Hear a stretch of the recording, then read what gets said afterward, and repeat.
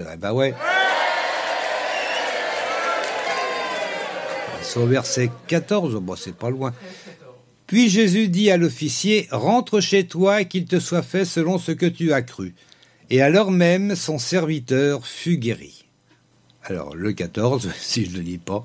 Jésus se rendit alors à la maison de Pierre. Il trouva la belle-mère de celui-ci alitée avec une forte fièvre. Oh, ben on peut peut-être lire le 15. Il lui prit la main et la fièvre la quitta. Alors elle se leva et le servit. Comment Jésus chasse les démons? Par sa parole, des gestes ou en psalmodiant? Comment Jésus chasse les démons? Par sa parole, par des gestes ou en psalmodiant? Tic-tac. Psalmodiant.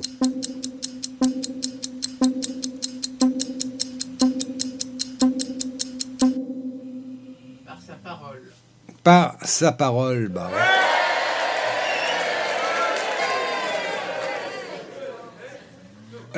Donc, je lis ce que j'ai failli lire. Le soir venu, on lui amena beaucoup de gens qui étaient sous l'emprise de démons. Par sa parole, il chassa ces mauvais esprits. Il guérit aussi toutes les maladies. Enfin, il guérit aussi tous les malades, pardon. Oh, bon. Les malades avaient des maladies en même temps. Hein? Ah oui. Bah oui. Bon, pas alors. Alors, oui, la 8e question, pas facile par contre celle-là. Dans quel chapitre d'Ésaïe retrouve-t-on « Il s'est lui-même chargé de nos infirmités et il a porté nos maladies » Alors, est-ce que c'est dans Ésaïe 53, 63 ou 73 ? Ah, il y en a des chapitres dans Ésaïe. Dans quel chapitre d'Ésaïe retrouve-t-on « Il s'est lui-même chargé de nos infirmités et il a porté nos maladies » 53, 63, 73.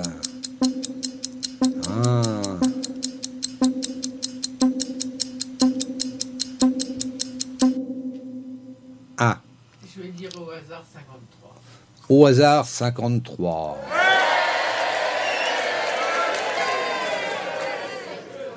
Eh ben, on va aller voir ça dans Ésaïe 53, effectivement. Pourtant, en vérité, c'est de nos maladies qu'il s'est chargé, et ce sont nos souffrances qu'il a prises sur lui. Alors que nous pensions que Dieu l'avait puni, frappé et humilié. Mais c'est pour nos péchés qu'il a été percé, c'est pour nos fautes qu'il a été brisé. Le châtiment qui nous donne la paix est retombé sur lui, et c'est par ses blessures que nous sommes guéris. Ésaïe 53.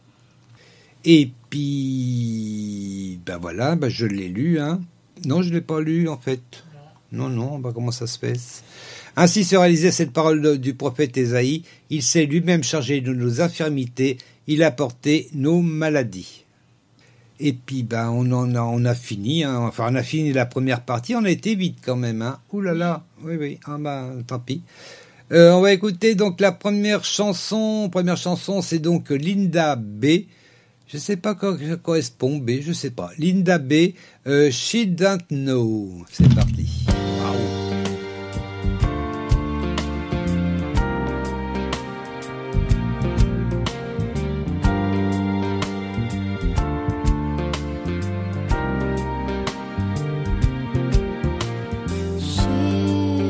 Was born in a quiet town, born to comfort and a good life. Ooh, she got all that she wished for. Ooh, she got all that she wished for.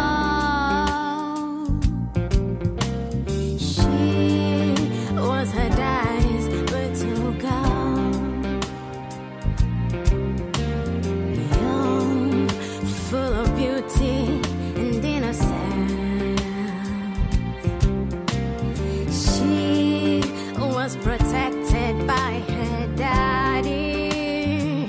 She was protected by her daddy. She didn't know, but she didn't know, but she didn't know. How could one? Oh, she had was triumphs and triumphs.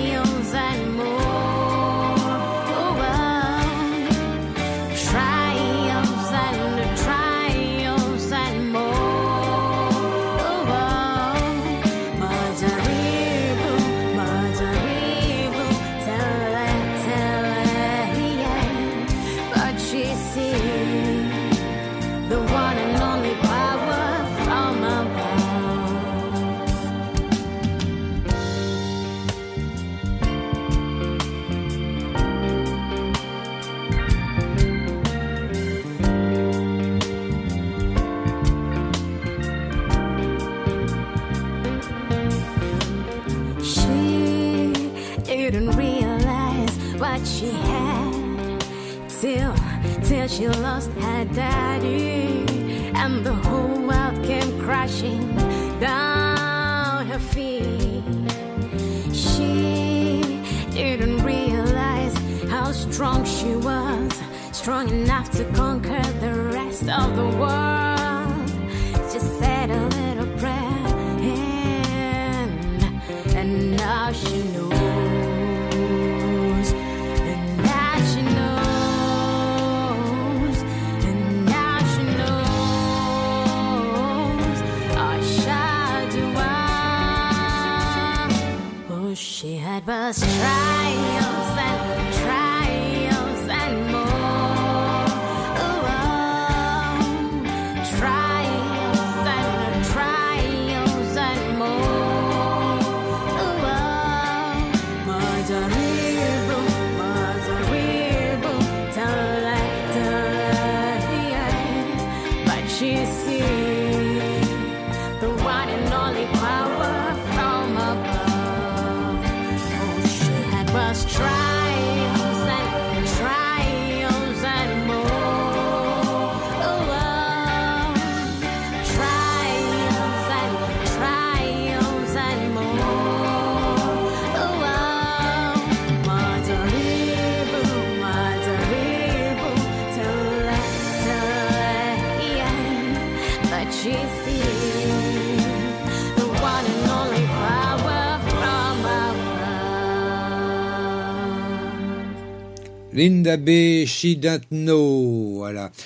On va peut-être revoir la question de peu trop de l'Éternel. Je ne sais pas si vous avez tous suivi, mais bon. La question de peu trop de l'Éternel, donc sur Twitter, je le rappelle, hein.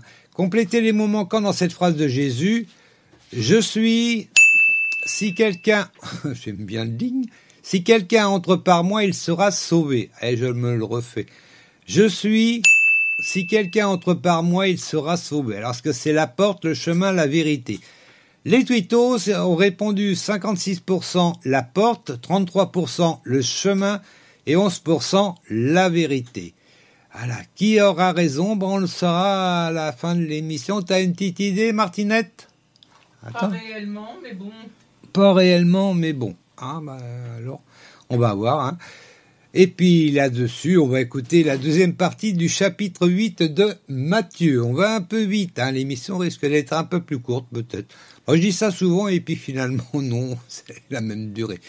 Allez, Matthieu, chapitre 8, deuxième partie. Lorsque Jésus se vit entouré d'une foule nombreuse, il donna ordre à ses disciples de passer de l'autre côté du lac. Un spécialiste de la loi s'approcha et lui dit « Maître, je te suivrai partout où tu iras. » Jésus lui répondit « Les renards ont des tanières et les oiseaux du ciel des nids. Mais le Fils de l'homme n'a pas d'endroit où reposer sa tête. » « Seigneur, lui dit un autre, qui était de ses disciples, permets-moi d'aller d'abord enterrer mon père. » Mais Jésus lui répondit, « Suis-moi et laisse à ceux qui sont morts le soin d'enterrer leurs morts. » Il monta dans une barque et ses disciples le suivirent. Tout à coup, une grande tempête se leva sur le lac et les vagues passaient par-dessus la barque. Pendant ce temps, Jésus dormait. Les disciples s'approchèrent de lui et le réveillèrent en criant « Seigneur, sauve-nous, nous sommes perdus. »« Pourquoi avez-vous si peur ?» lui dit-il. « Votre foi est bien petite. » Alors il se leva, parla sévèrement au vent et au lac, et il se fit un grand calme. Saisis d'étonnement, ceux qui étaient présents disaient « Quel est donc cet homme pour que même les vents et le lac lui obéissent ?» Quand il fut arrivé de l'autre côté du lac, dans la région de Gadara, deux hommes qui étaient sous l'emprise de démons sortirent des tombeaux et vinrent à sa rencontre. Ils étaient si dangereux que personne n'osait plus passer par ce chemin. Et voici qu'ils se mirent à crier « Que nous veux-tu, Fils de Dieu? Es-tu venu nous tourmenter avant le temps ?» Or, il y avait à quelque distance de là un grand troupeau de porcs en train de paître. Les démons supplièrent Jésus. « Si tu veux nous chasser, envoie-nous dans ce troupeau de porcs. » « Allez, leur dit-il. » Les démons sortirent de ces deux hommes et entrèrent dans les porcs. Aussitôt, tout le troupeau s'élança du haut de la pente et se précipita dans le lac. Et toutes les bêtes périrent noyées. Les gardiens du troupeau s'enfuirent, coururent à la ville et allèrent raconter tout ce qui s'était passé, en particulier comment les deux hommes qui étaient sous l'emprise de démons avaient été guéris. Là-dessus, tous les habitants de la ville sortirent à la rencontre de Jésus et, quand ils le virent, le supplièrent de quitter leur territoire. Ah bah oui, c'est comme ça. Hein. Et puis bah voilà, on va maintenant, mais dès que Martine est revenue, sans tomber, ça serait mieux. Voilà. Donc, on va poser maintenant la 9e question. Oh, il y en a 14 en tout, donc on a fait le plus gros. 9e question. Qui a des tanières dans Matthieu? Est-ce que ce sont les loups, les renards ou les lapins? Les relous, Non, je dis des bêtises. Allez, tic-tac. Hein, bah. Il y a les loups, il y a les renards, il y a les relous. Oh, bah, les relous. Bon. Les tanières, normalement, c'est les renards. Eh ben ouais. Et dans Matthieu, c'est également les renards. Alors on va voir ça, c'est au verset 20. Alors je sais même plus où j'en suis. Je crois au 18, je crois, il me semble. Lorsque Jésus se vit entouré d'une foule nombreuse, il donna ordre à ses disciples de passer de l'autre côté du lac. Un spécialiste de la loi s'approcha et lui dit « Maître, je te suivrai partout où tu iras. » Jésus lui répondit « Les renards ont des tanières et les oiseaux du ciel des nids. Mais le Fils de l'homme n'a pas d'endroit où reposer sa tête. » Voilà, c'est au verset 20. Et du coup, on va poser la question suivante, c'est la 10e. Un des disciples veut aller enterrer son père, sa mère ou son fils. Un des disciples veut aller enterrer son père, sa mère ou son fils.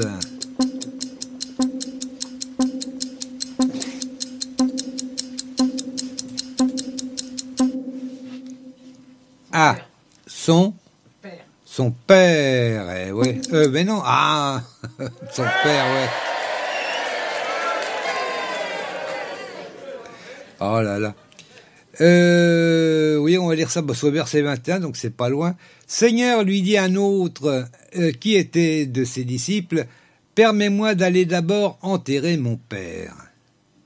Mais Jésus lui répondit, suis-moi et laisse à ceux qui sont morts le soin d'enterrer leurs morts. Mystérieuse, hein, comme verset. Suis-moi et laisse à ceux qui sont morts le soin d'enterrer leurs morts. Moi, souvent, quand Jésus parle de vie ou de mort, souvent c'est côté spirituel. Et là, je pense qu'il parle des deux. Il parle de laisse à ceux qui sont morts spirituellement le soin d'enterrer leur mort physique. Je sais pas, ça me dit ça comme ça, mais bon, après, je sais pas. Il y a beaucoup d'avis sur ce verset. Et puis du coup, on arrive à la question 11. Pendant la tempête, Jésus s'inquiète, mange ou dort? Pendant la tempête, Jésus s'inquiète, mange ou dort? Tic-tac.